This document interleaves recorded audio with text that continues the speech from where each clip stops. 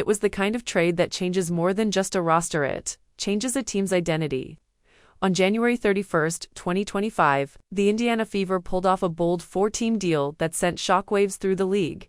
And at the heart of it, Sophie Cunningham, one of the WNBA's toughest competitors, packing her bags and flying north to join forces with the league's newest superstar, Catlin.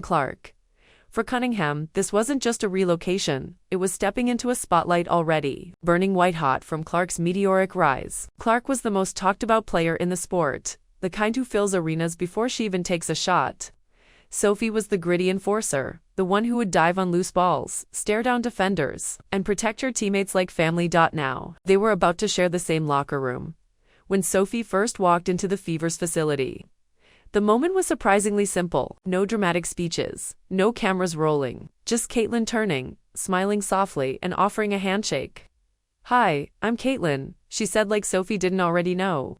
Sophie grinned back, and in that quiet exchange, you could almost feel the spark. It wasn't just the start of a new season, it was the beginning of a story. Neither of them could have scripted a partnership that would ignite the court, win over fans, and maybe, just maybe, change the Fever's future forever. But a handshake is one thing. Chemistry, that has to be built. And what happened next would make the whole league take notice. Before they ever shared a highlight reel, they shared a bench. In that first week, Sophie and Catlin found themselves side by side in the locker room, water bottles in hand, trading small stories about college days and rookie mistakes. What started as polite chatter quickly turned into real conversation about long road trips, pre-game rituals, and the pressure that comes with wearing a target on your back. They discovered quirks in each other's personalities almost immediately. Catlin was quick, with a quiet one-liner that could make Sophie laugh mid-sip of her sports drink. Sophie, on the other hand, had a way of breaking tension with a sarcastic grin and a joke only a fellow competitor would get. They swapped snacks, from home Clark's Iowa treats for Sophie's Missouri favorites, and teased each other about their music playlists before practice. It wasn't forced, it wasn't staged. It was just two athletes realizing they didn't have to navigate the grind alone. On social media, that chemistry spilled over. Catlin posted a playful jab about Sophie's new hairstyle, and Sophie clapped back with an equally witty retort. Fans loved it. The banter felt real, unpolished, and unfiltered, exactly the kind of interaction that makes supporters feel like they're in on the joke. And while the public saw two players having fun online, behind the scenes something far more important was happening. Trust was forming. The kind of trust that doesn't just make you a good teammate, makes you the person someone looks for in the huddle, when the game is on the line. But trust in the locker room is one thing, showing it under the bright lights of a roaring arena. That's where the real test began. From the outside looking in, fans saw the smiles, the handshakes, the lighthearted posts online. But inside the Fever's practice gym, that growing friendship is turning into something far more valuable: chemistry that could swing games. It started in the smallest moments. During early February practices, Catlin noticed the way Sophie would slip into a pocket screen without being asked, giving her just enough breathing room to find an open look. Sophie, in turn, began reading Catlin's eyes before the pass was even thrown, spotting where the ball was going and cutting hard to the basket. These weren't scripted plays. They were instincts beginning to sync. Coach Stephanie White saw it too. "You can't coach connection," she said after one scrimmage. "You can drill plays, you can run sets, but the way they find each other on the court, that's organic," and she was right. You could see it in the way Catlin would push the ball up the floor without even glancing, already knowing Sophie would be in her lane. You could see it in the way Sophie would crash the boards, knowing Catlin was trailing behind, ready for the kick-out three. And it wasn't just mechanics, it was the energy. In games, after a big shot or a key defensive stop, the two would find each other almost on instinct, for a quick slap on the back or a whispered "let's go." Those little connections stacked up, feeding into their confidence and rhythm. Sophie put it best in an interview. She's had a lot of pressure put on her shoulders. A lot of people haven't walked in her footsteps. "We have to be there for each other." It wasn't just a soundbite, it was a statement of purpose. She wasn't there to be in Catlin's shadow. She was there to stand beside her. Fans began to notice too. Comment sections filled with nicknames. The dynamic duo, the Fever, Flames, Clark and Cunningham, reloaded. Clips of them running perfect fast breaks or exchanging quick laughs at the free throw line started racking up views. And it wasn't just Fever. fans WNBA watchers across the league started to circle Indiana games, curious to see if this partnership was for real. But as much as they were dazzling people with skill and connection, it was an entirely different kind of moment, a flash of raw loyalty that would make the basketball world stop and take notice. And that moment, it was about to go viral. It happened in a blink. March 15, 2025. The Fever were locked in a tense battle against the Connecticut Sun. The game was chippy from the opening tip, with bodies hitting the floor and defenders playing right up to the edge. Then, in the third quarter, a Sun player poked Catlin Clark in the eye while contesting a drive. Most players might hesitate, wait for the whistle, or simply check on their teammate. Sophie Cunningham didn't hesitate for a single second. In one swift motion, she closed the distance, grabbed the offending player's wrist, and pulled her away from Catlin with a force that sent a clear message. "You don't mess with my teammate." The refs didn't see it as an act of loyalty, they saw it as excessive. Whistles blew. The arena buzzed, and in seconds, Sophie was ejected from the game. But while she walked toward the tunnel, fans in the stands rose to their feet. They weren't booing, they were cheering. Social media lit up instantly. Clips of the moment flooded Twitter, Instagram, and TikTok. Some called it reckless, most called it fearless. And a whole lot of people started calling Sophie exactly what she had just proven herself to be, an enforcer. Within hours, Fever merchandise sales spiked, with Cunningham jerseys suddenly on backorder. For Sophie, it wasn't about going viral. After the game, she brushed off the attention with a short comment. "I'll always protect my people. That's who I am." And Catlin, she couldn't stop smiling. "That's my teammate," she told reporters. "I'd go to war with her any day." It was the kind of moment that burns itself into a season's highlight reel, not because of the box score, but because it showed something deeper. This wasn't just about points or rebounds. This was about loyalty, trust, and the kind of bond that can turn a good team into a dangerous one. And the truth is, that bond was about to be tested again, only this time. It wouldn't be about defense. It would be about stepping up when the other was gone.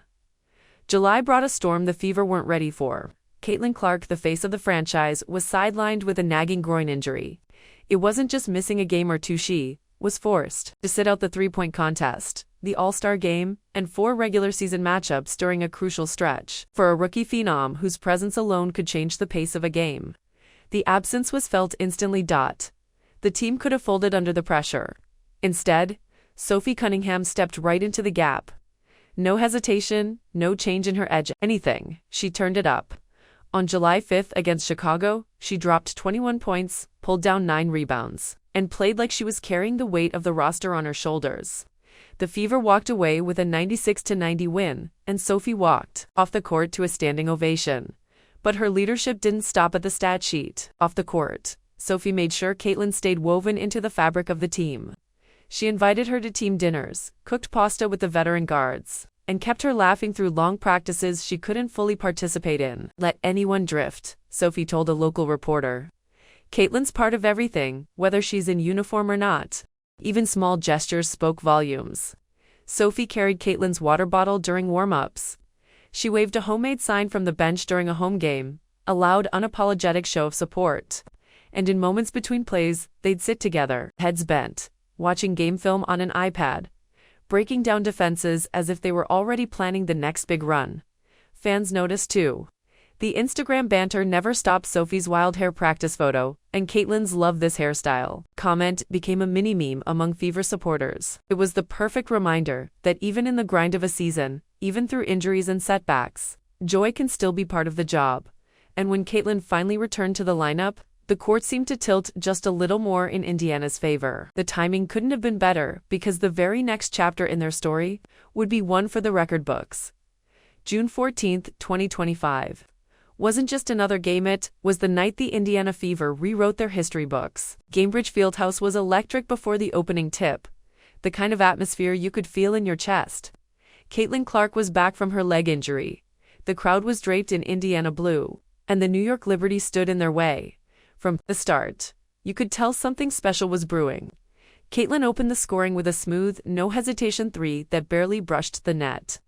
On the next possession, Sophie Cunningham answered with her own long-range dagger, grinning as she jogged back on defense. The crowd roared, not just because of the shots, but because of the way they came, back-to-back, in rhythm like two musicians trading solos. And it didn't stop there. The Fever started raining threes from every corner of the floor. Catlin drove and kicked. Sophie spotted up in the corner, and other teammates joined in on the barrage. By the final buzzer, Indiana had knocked down 17 three-pointers, more than any Fever team had ever made in a single game. When that record-setting 17th shot fell, the arena exploded. Players mobbed each other on the sideline, and Catlin and Sophie met in the center of it all, wrapping each other in a hug that said everything. This wasn't just about numbers. It was about a shared climb back from injuries, setbacks, and doubts. It was about proving they could do it together. Sophie later told reporters, "It just felt like everything clicked tonight. We trust each other, we trust our team, and when you have that kind of belief, you play free." Catlin smiled and added, "Records are great, but doing it with her? That's the part I'll remember." The Fever walked off the court that night, not just with a win, but with a piece of franchise history, one that had both Clark and Cunningham stamped all over it. And while that moment could have been the perfect season highlight, Indiana wasn't done making moves. Something big was coming, and it wouldn't happen on the court, it would happen in the heart of the city. Just weeks after that record-breaking night, the Indiana Fever made an announcement that signaled their ambitions were bigger than a single season. On a crisp June morning, with cameras flashing and fans gathering downtown, the team unveiled plans for a brand new $78 million practice facility, 108,000 square feet of cutting-edge training space, just blocks from Gainbridge Fieldhouse, scheduled to open before the 2027 season. It would be one of the premier women's basketball facilities in the world, for Sophie Cunningham and Caitlin Clark. This wasn't just another press event. Standing together under the bright summer sun, they could feel what it meant, a statement from the franchise that Indiana was building something lasting. The two posed for photos with shovels in hand at the ceremonial groundbreaking, laughing as Sophie pretended to toss a chunk of dirt at Catlin. Catlin spoke about how the facility would allow the Fever to prepare like champions every single day. Sophie added that it wasn't just about the players, it was about the fans, the city, and the future generations of athletes who'd walk through those doors. You could see the pride in their faces, the sense that they weren't just part of the present, they were shaping the legacy of this team. The announcement only fueled the Fever's growing momentum. Local news ran the story for days, and social media lit up with renderings of the state-of-the-art building. Fans began imagining a future where Clark and Cunningham would not only lead the Fever deep into the playoffs, but also mentor the next wave of talent. Inside that gleaming new facility, and while bricks and steel were still years from completion, the foundation for something far more important, chemistry and leadership, was already firmly in place. The question now wasn't whether they could lead the Fever, it was how far this duo could go. And the answer might come sooner than anyone expected. By mid-July, the Fever season had evolved into more than a schedule of wins and losses. It was a story that fans could feel in their bones. Caitlin Clark had been voted a WNBA All-Star captain, shattering the fan vote record with over 1.29 million ballots cast. When her name was called on stage, she didn't stand alone. Sophie Cunningham was right there beside her, beaming like a proud teammate and friend. It was a full-circle moment.